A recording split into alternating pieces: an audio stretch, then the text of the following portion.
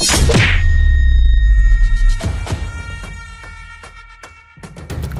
একটা অবস্থা, আজব পাবলিক।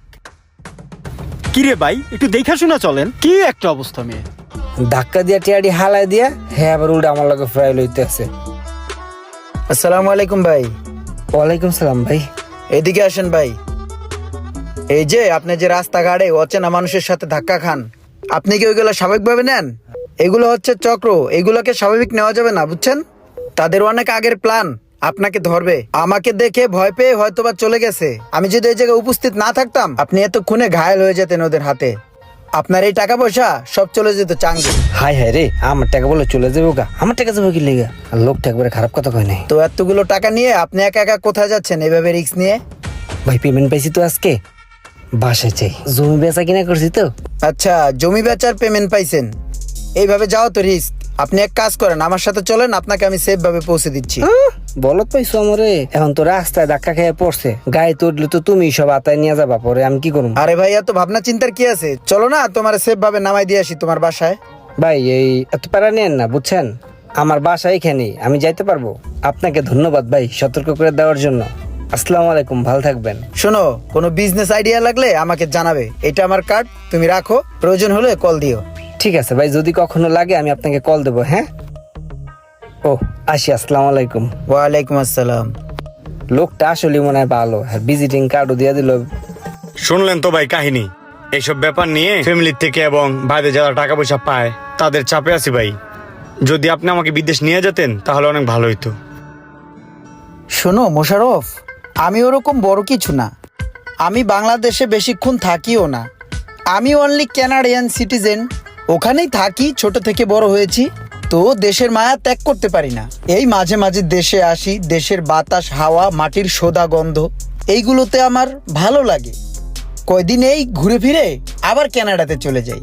এখন তুমি আমার যে কথা বললা, এটা তো খুবই মুশকিলের ব্যাপার।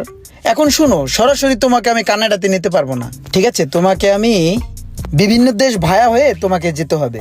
আর একবার কানাডাতে পৌঁছে গেলে তোমার আর কোনো সমস্যা হবে না। কানাডাতে আমার বিভিন্ন ফার্ম হাউস আছে, তারপর আমার বিভিন্ন ফ্রেন্ড সার্কেল আছে, বিভিন্ন বিজনেস আছে।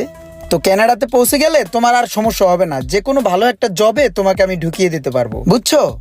এখন মানুষ তো যারা দালাল আছে তারা লোক বাইরে পাঠায়, এই যার কাছ থেকে যা নিয়ে পারে, 8 লাখ, 10 লাখ, 14 লাখ। আমাকে তোমার অত টাকা দিতে হবে না, জাস্ট খরচটা দিলেই হবে। এত টাকা দিয়ে আমি কি করব ভাই?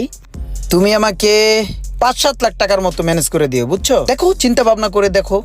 আমি আসলে তোমাকে জোর করছি না, কারণ আমি কোনো দালাল টালাল না। আমি মানুষের একটু উপকার করি, বুঝছো? আর তাছাড়া আমি দেশে থাকি কতদিন, একটু তাড়াতাড়ি দেখো, বুঝছো? আমি আবার চলে যাবো, তো যাওয়ার আগে তোমার ভিসাটা প্রসেসিং এ দিয়ে যেতে চাই, বুঝছো? একটু চিনি দাও তো। আচ্ছা থাক, চিনি লাগবে না। এই বিল কত হয়েছে? আরে মোশাররফ, তুমি এগুলো কি করছো? তুমি কি আমার ইজ্জতমান সব খাইবা?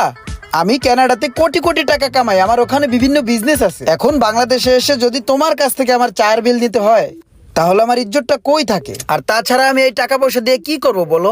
আমি বাংলাদেশে আসি মানুষদেরকে হেল্প করার জন্য। আর এক কাজ করো, চায়ের বিলটা দিয়ে দাও। আর এখানে মনে হয় 10,000 টাকার মতো আছে, বাকিটা তুমি রেখে দাও। যাও যাও।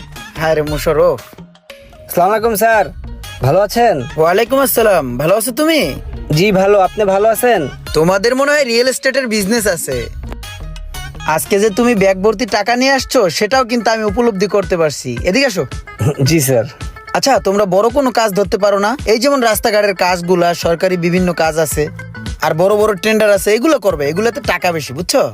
আমার সচিবালয়ে বিভিন্ন মানুষ পরিচিত আছে, বুঝতে পারছো? তুমি একটা কাজ করো, একটা লাইসেন্স করো, আর এই টেন্ডার ধরার জন্য অল্প কিছু টাকা পয়সা খরচ করলে হয়ে যাবে। আমি বলে দিব, সমস্যা নেই, বুঝছো? আচ্ছা আচ্ছা, এই ট্রেড লাইসেন্সের জন্য আর এই টেন্ডারের জন্য সর্বোচ্চ কত টাকা লাগতে পারে? টাকা তো ওরকম লাগে না, বুঝো না? আমি যেখানে আসি, তারপরও ওদেরকে চা পানি খাইতে দেওয়া লাগে না কিছু। এই মনে করো যে 4-5 লাখ টাকার মতো। ও লাখ 4-5।